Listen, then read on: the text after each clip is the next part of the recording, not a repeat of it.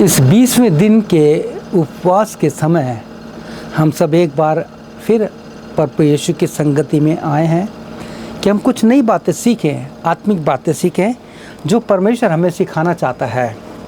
20th days of the land days जो हमें प्रभु यीशु ने दिए हैं, उपवास के जो 20-40 दिन जो परमेश्वर ने दिए हैं, हम फिर से परमेश्वर के वचन को सीखने के लिए आए हैं। आज प्रभु यीशु मसीह हमें क्या सिखाना चाहता है। पिछले कई अध्ययन में हमने बहुत छोटी छोटी बातें सीखी हैं जो हमारे आत्मिक जीवन के लिए, हमारे परिवार के लिए, हमारी कलीसिया के लिए, सबके लिए बहुत आशीष का कारण हो सकती है और होगी। हो सकती क्यों बोल रहा हूँ? क्योंकि जिसने इन सारी बातों को अपने जीवन में लिया है, इन 40 दिनों में परमेश्वर की इच्छा को पूरी करने की पूरी कोशिश की है, उनके लिए 40 दिन बहुत ही आत्मिक जागृति का कारण बन जाएंगे। प्रिय भाई बहनों, इन 40 दिनों में मैं आपका धन्यवाद देता हूं कि इस 20वें दिन हमने परमेश्वर का अध्ययन किया है।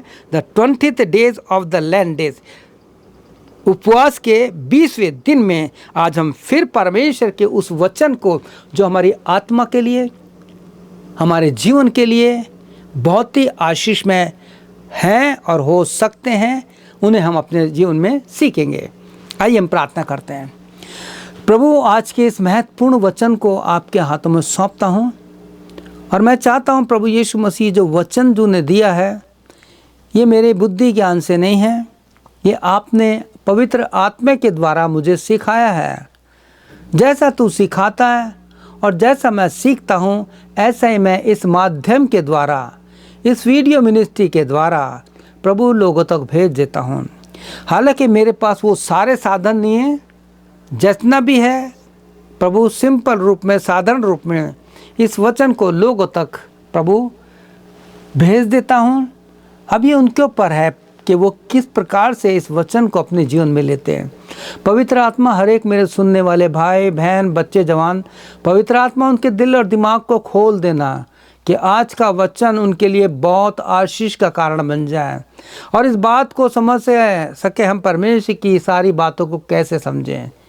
प्रार्थना यीशु के नाम से, आमीन।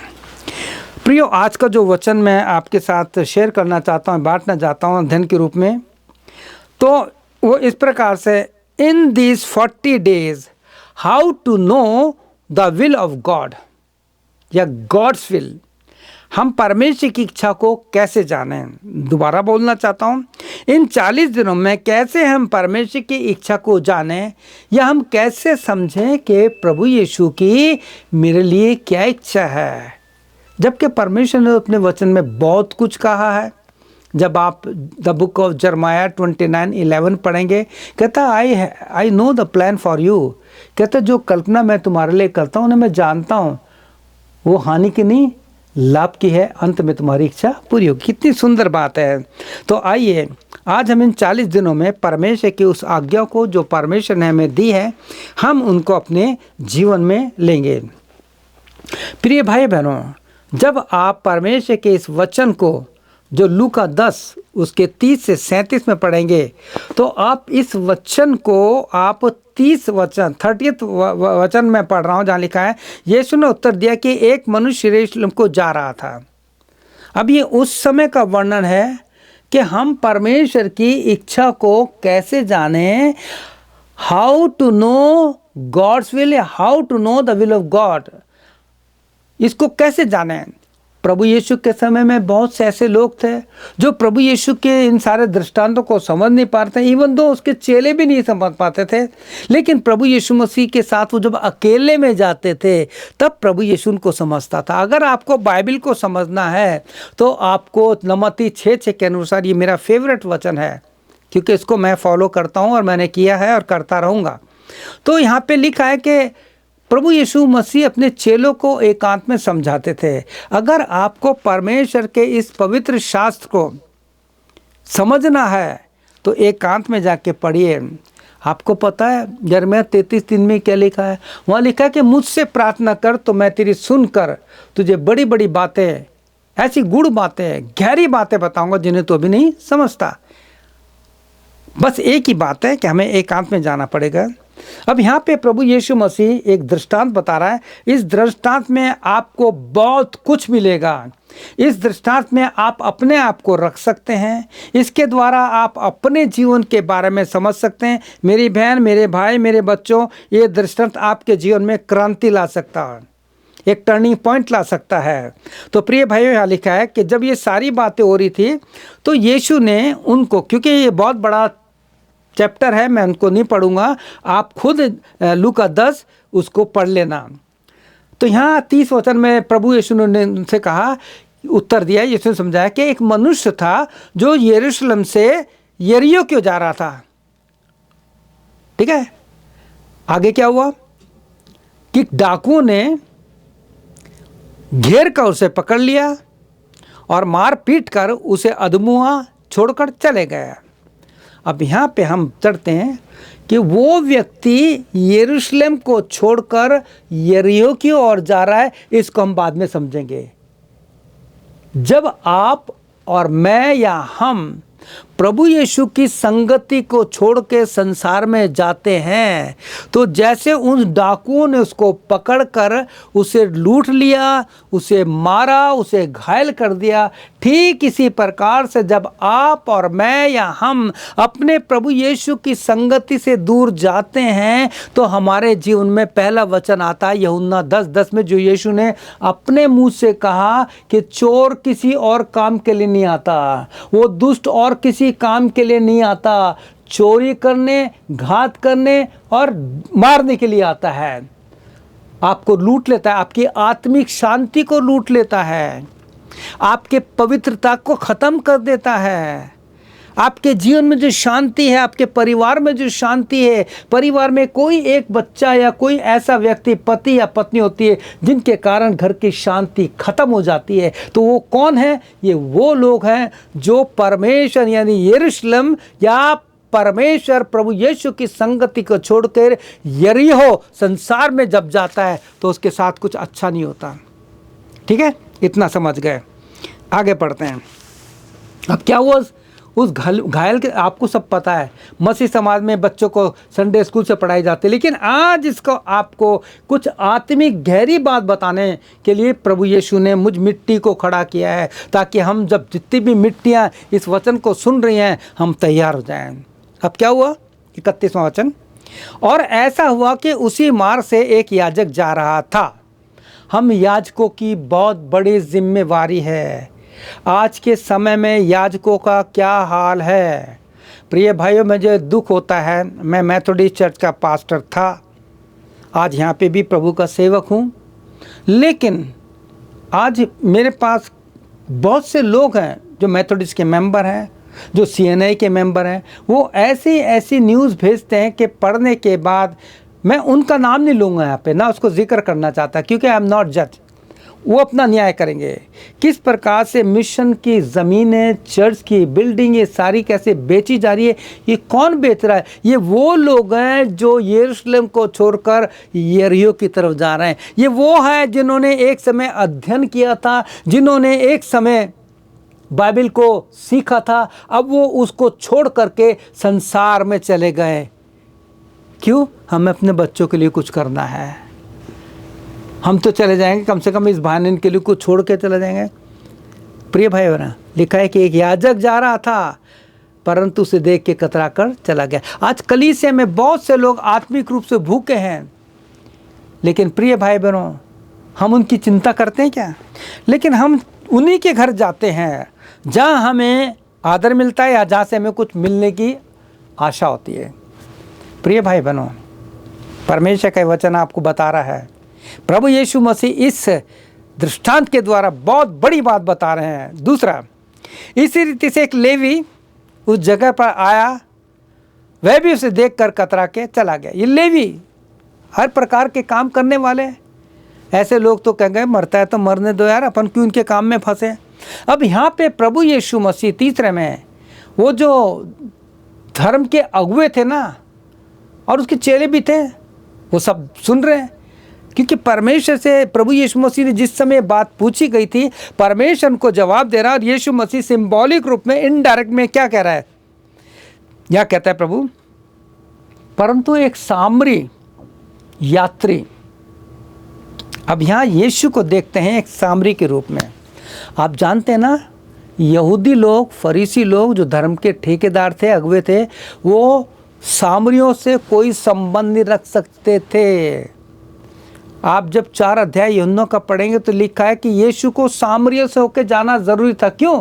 क्योंकि यीशु को पता था कि वहाँ पे एक प्यासी आत्मा बैठी है। और आप पढ़ेंगे 4 अध्याय तो यीशु के चेलों को आश्चर्य होगा, एक स्त्री से बात कर रहा है। वो बात मैं नहीं करूँगा, वो मेरा टॉपिक नहीं है, लेकिन इतना बताना चाहता हूँ कि यीशु जिस प्रकार से वो धार्मिक अगुवे लोग सामरियों से घृणा करते थे, ठीक इसी प्रकार यीशु को तुच्छ जानते थे। उसको मारने की पत्थर उठा लेते थे यीशु को मारने के लिए, उस पर दोष लगाने के लिए। क्या आप सब जानते हैं, मत्ती, मरकुस, लूका, यूहन्ना पढ़िए। तो यीशु मसीह कहते हैं, परंतु एक सामरी वहाँ से निकला। अब यहाँ पे बहुत गहरी बात है। अब सामरी जो यीशु अपने आप को बता रहे हैं, वहाँ से जा रहे हैं और उसे देख कर तरस खाया। When Jesus saw the multitude, he moved with compassion. जब यीशु ने उस भीड़ को देखा जो बिना रखवाले की थी। आज बहुत सी कलीसियाँ हैं जिसमें सही प्रकार से रखवाले नहीं हैं, जिन्होंने यरूशलेम को छोड़ को यरूशलेम में चले गए हैं, जिन्होंने परमेश्वर यीशु मसीह की सारी आज्ञा को छोड़कर संसार को पकड़ लिया है। प्रभु यीशु ने उस समय भी यही हाल था, जब उसने उस बड़ी भीड़ को देखा जिनका कोई अगुवा नहीं है। लिखा ही मूड विद कंपैशन, वो तरस से भर गया। और प्रभु यीशु यही बता रहा है, उसे देखकर तरस आया और उसके पास जाकर उसके घाव पर तेल और दाखरस डालकर पट्टी बांधी और अपनी सवारी पर चढ़ाकर यानी बिठाकर सराय में ले गया और उसकी सेवा टहल की। यीशु मसीह क्यों आया? यीशु ने अपने वचन में कहा है कि मैं सेवा करने नहीं, सेवा कराने के लिए नहीं, परंतु सेवा करने के लिए आया हूँ। और प्रभु यीशु ने यूहन्ना 13 अध्याय में इसका बहुत बड़ा उदाहरण दिया है। अपने चेलों के पैर धोए और उन्हें एक नमूना दिया कि जैसे मैंने किया वैसा तुम भी करो। आज के सेवक लोग क्या करते हैं, आजकल मीडिया का, तो वो लोगों के पैर धो करके बताते हैं कि देखो हम कितने हम्बल हैं। ऐसे काम नहीं चलेगा। लोग आपके विषय में क्या कहते हैं? प्रभु यीशु ने अपने चेलों से ये पूछा था कि लोग मेरे विषय में क्या कहते हैं। फिर उसने चेलों से कहा तुम मेरे विषय में क्या कहते हो, वो आप सब जानते हो, पढ़ लीजिएगा, वो मैं एक्सप्लेन नहीं करूँगा। मैं तो इसको देखने के लिए आया हूँ कि आप इसको समझ जाएं। उसकी यानी उसकी सेवा कर रहा है प्रभु यीशु मसीह। और प्रभु यीशु ने 33.5 साल तक ज़मीन पर भी और क्रूस पर भी सेवा की। आप कहेंगे क्रूस पर सेवा कैसे की? उसने क्षमा नहीं की। क्षमा करने की बहुत बड़ी सेवा है। Unless you have the spirit of forgiveness you will not forgive anyone, you cannot forget anyone. प्रिय भाई बहनों, प्रभु से प्रार्थना कीजिए, प्रभु जो क्रूस पर तेरे पास आत्मा था क्षमा करने का, जख्मी था, तकलीफ थी, वही आत्मा प्रभु मुझे आज चाहिए आपसे। प्रिय भाई बहनों, मैं धन्यवाद देता हूं प्रभु यीशु के इस वचन के लिए। अब दूसरा दिन आ गया। अब यहाँ पे लिखा है कि रात हो गई होगी। प्रभु यीशु ने सारी रात उसकी सेवा टहल की होगी, उसकी देखभाल की होगी। अब लिखा है कि दूसरे दिन उसने 2 दिनार निकाल कर भटियारे को दिया और कहा इसकी सेवा टहल करना, और जो कुछ तेरा और लगेगा वह मैं लौटने पर तुझे भर दूंगा। यहाँ बहुत बड़ा प्रकाशन है परमेश्वर का। प्रभु यीशु क्या कह रहे हैं अपने आगमन के लिए? जब वो दोबारा आएगा तो प्रभु यीशु क्या कह रहा है कि मैं तुझे जो कुछ दे रहा हूँ। जब वो निकलने लगा, जो उसकी सेवा टहल करने वाला था, उसको 2 दिनार दिए। उसने कहा देख 2 दिनार दे रहा हूं मैं। परमेश्वर प्रभु यीशु ने कई लोगों को इस बार के बाद बताया ना, किसी को 1 दिनार दी, किसी को 2 दिनार दी, किसी को 5 दिनार दी। परमेश्वर आपको टैलेंट दे रहा है, आपको जो कुछ दे रहा है उसका जवाब होगा। खैर वो मेरा सब्जेक्ट नहीं है। मेरे यहाँ पे उसने कहा तुझे 2 दिनार दे रहा हूँ, इसकी सेवा टहल करना, जब मैं लौटूंगा तो तुझे इससे भी ज़्यादा दे दूंगा। मेरे को एक बहुत अच्छा वचन याद आ रहा है, हालांकि मैं बोल सकता हूँ। 1 कुरिन्थियों में उसके 15 अध्याय के उसके आखिरी वचन में 58 वचन में जो लिखा है यहाँ पे लिखा है, आपको जो कुछ दिया गया है, जो कुछ आपके पास है, इब्रानियों 13:5 में लिखा है ना, जो कुछ तेरे पास है उस पर संतोष कर, क्योंकि उसने आप ही कहा है कि ना मैं तुम्हें छोड़ूंगा ना त्यागूंगा। इसलिए हम बेधड़क होकर कहते हैं, हमारे पास पैसा नहीं है, हमारे पास ये नहीं है, प्रभु हमारे साथ है। तो यहाँ क्या लिखा है 58 में, जब आप पहला कुरिन्थियों उसका 15 अध्याय उसके 58 वचन को पढ़ते हैं, यहाँ लिखा है, इसलिए है मेरे प्रिय भाइयों, दृढ़ और अटल रहो और प्रभु के काम में सर्वदा बढ़ते जा। 2 दिनार हैं, जो कुछ तुम्हारे पास है उसमें ही प्रभु यीशु के कार्य में बढ़ते जाओ, क्योंकि वह जानता है कि तुम्हारा परिश्रम प्रभु में व्यर्थ नहीं। प्रभु यीशु ने उसने कहा, तुझे मैं 2 दिनार दे रहा हूँ, तू इसको करता रहे, जब मैं लौटूंगा तो जो परिश्रम जो मेहनत तू इसके साथ कर रहा है उसका दुगना चौगुना मैं तुझे दे दूंगा। आमीन, हालेलुया, प्रभु यीशु का धन्यवाद हो। कितनी सुंदर बात है। तो यहां लिखा है कि भर दूंगा। Do you believe that Jesus will come again? क्या विश्वास करते हो यीशु मसीह दोबारा आएगा? तो किस संसारिक बातों में लग रहे हो? अब तो तेरी समझ में जो डाकुओं से घिरा हुआ था, इन तीनों में से उसका पड़ोसी कौन है? अब यीशु मसीह से पूछ रहा है। उसने उससे कहा, जिसने उस पर तरस खाया। यीशु ने क्या कहा? आप समझ सकते हो कि उसने कहा कि जिसने उस पर तरस खाया। यीशु आप पर तरस खा रहा है, आपके हालात पर। आप नशे में रहते हो, आपके द्वारा घर में कलह होता है, आपके द्वारा लोगों को शांति नहीं मिलती। प्रभु यीशु मसीह कह रहा है कि क्या तूने ऐसा काम किया? लेकिन अब प्रभु कह रहा, अब तक नहीं कहा तो जा तू भी ऐसा ही कर।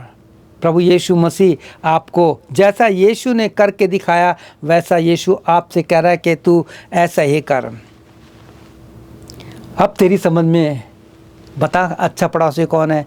पड़ोसी से उल्फत नहीं है तुम्हें गर, बीमारों से उल्फत नहीं है तुम्हें गर, पापियों से उल्फत नहीं है तुम्हें गर, खुदा से मोहब्बत निभाओगे कैसे अगर माफ़ तुम ना करोगे किसी को, अगर माफ़ तुम ना करोगे किसी को, गुनाहों की माफ़ी को पाओगे कैसे।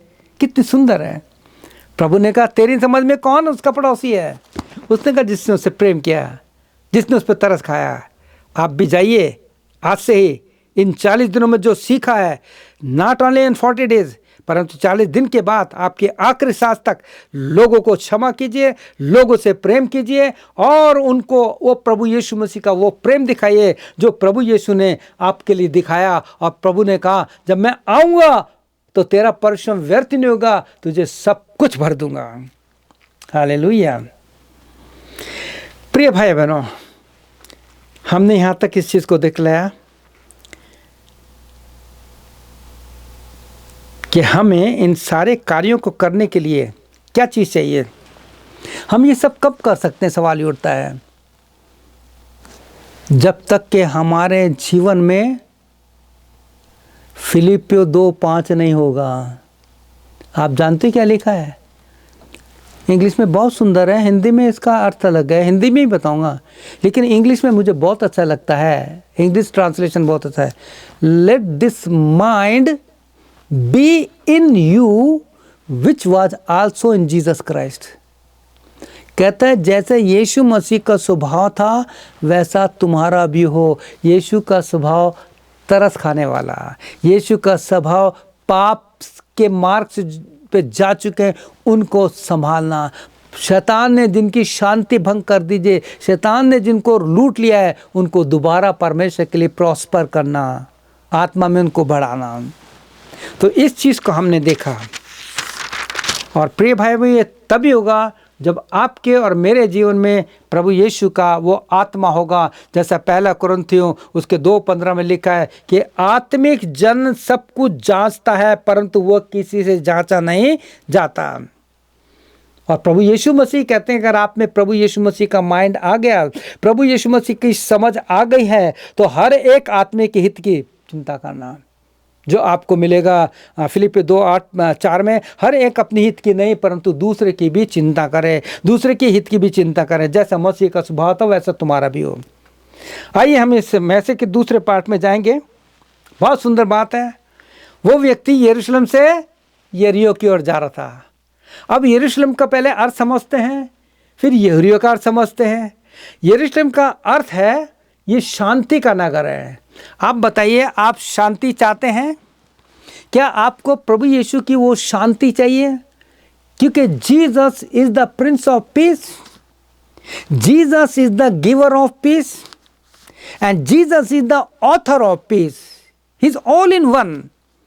कम to Jesus and say, Lord Jesus, come into my life, Jesus. Lord Jesus, come to my life. I want to invite you in my life, in my family, in my church. जब ऐसा होगा तो प्रिय भाई बहनों, वो जो यरूशलेम की शांति है ना, जो शांति का करता है, वो आपकी कलीसिया में, आपके परिवार में, आपके जीवन में राज करेगा। प्रिय भाई बहनों, यरूशलेम की एक और खूबी, बहुत अध्ययन किए इस पे, इसलिए आपको बता रहा हूँ प्रिय भाई बहनों। जो यरूशलेम है, यरूशलेम जो है पहाड़ों पर स्थित है, यानी ही सिचुएटेड ऑन द हिल्स, पहाड़ों पर है, यानी पहाड़ों पर बसा हुआ है। और समुद्र से इसकी ऊंचाई 3800 फीट है, यानी ये ऊंचाई पर है। यह आदमी क्या कर रहा है? ऊंचाई से नीचाई की ओर जा रहा है, आत्मिकता से वो नरक में जा रहा है, वो नीचे चला गया। तो क्या हुआ? जो उसके साथ हुआ आपने देख ही लिया, पढ़ लिया। लेकिन अब यरीहो क्या नगर है, सवाल इतना है। प्रिय भाई, मैं सच बता रहा हूँ, ये अध्ययन जब आपके लिए प्रभु यीशु ने दिया है तो आपके लिए और मेरे लिए, हम सब के लिए, हमारी कलीसियाओं के लिए, पास्टर्स लोगों के लिए, पास्टर्स के बच्चों के लिए बहुत आशीष हो सकता है। आप इसे सबको शेयर कीजिए ताकि प्रभु यीशु का काम हो। अब यरीहो का अर्थ क्या है? ये सांसारिक मिठास को बताता है,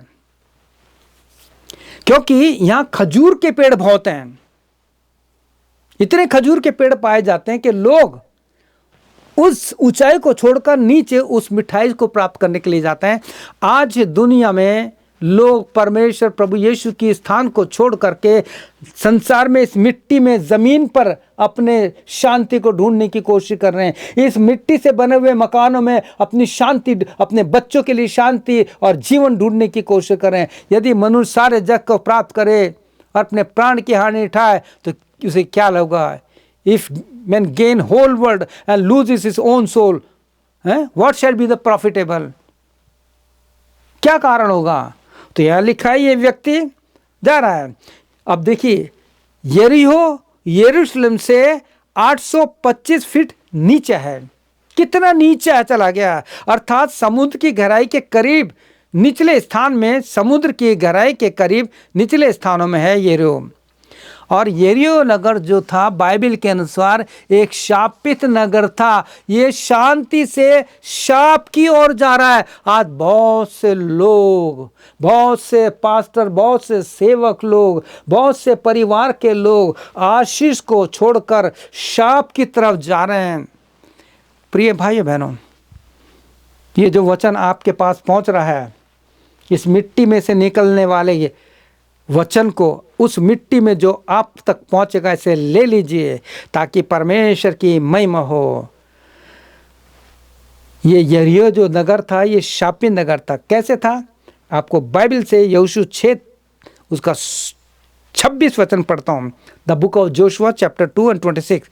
फिर उसी समय ये यहोशू ने इस्राएलियों के सम्मुख शपथ खाई और कहा, जो मनुष्य उठकर इस नगर यरीहो को फिर से बसाए वह यहोवा की ओर से शापित हो। अब वो क्या कह रहा है? हो सकता है वहाँ काम करने के लिए जा रहा होगा।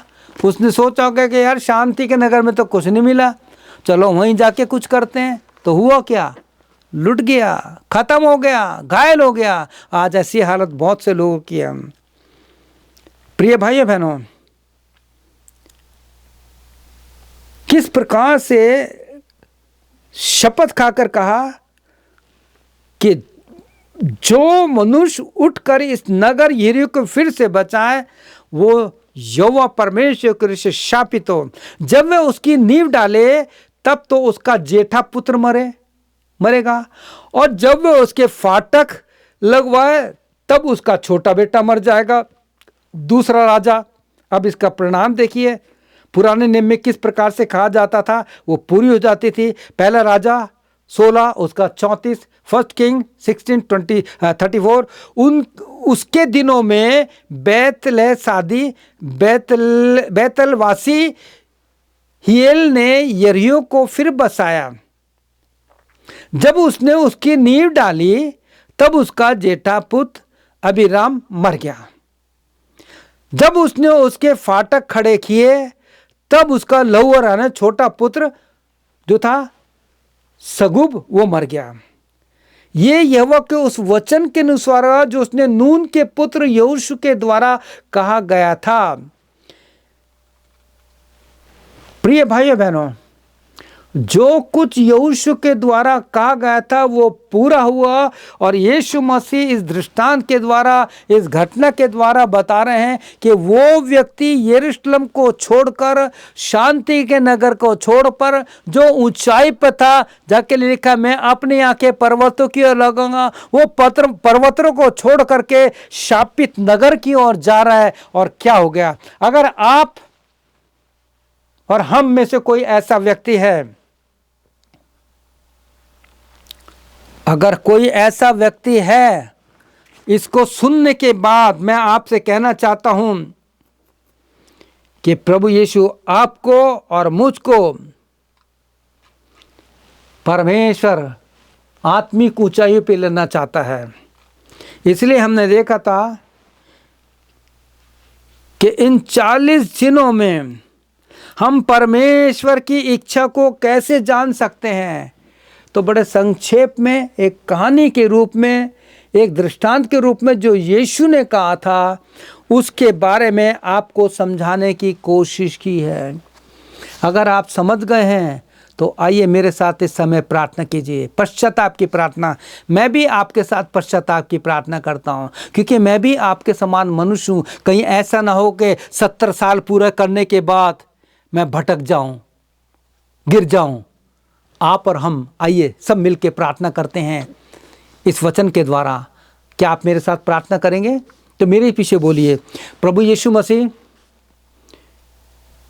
मेरी सहायता कर कि मैं शांति के राजकुमार को छोड़कर, मैं प्रभु को, यीशु को छोड़कर इस शापित नगर में नहीं जाना चाहता या चाहते। प्रभु यीशु मेरी सहायता कर। मैं इन दिनों सोशल मीडिया का गुलाम बन चुका हूँ या गुलाम बन चुकी हूँ। मेरा ज़्यादा समय उसके पीछे जाता है।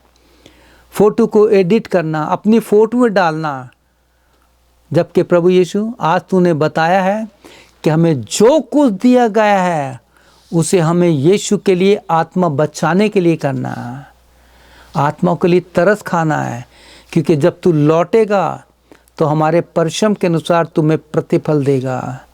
प्रभु यीशु मेरी इन सारी गलतियों को, मेरे पापों को क्षमा कर। प्रभु यीशु मेरे जीवन को अपने हाथों में ले यीशु मसीह।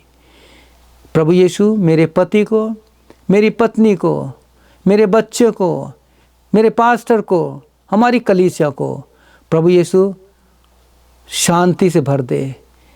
होने कोई भी तुझे छोड़ करके शापित नगर में नहीं जाए, शैतान के पास नहीं जाए।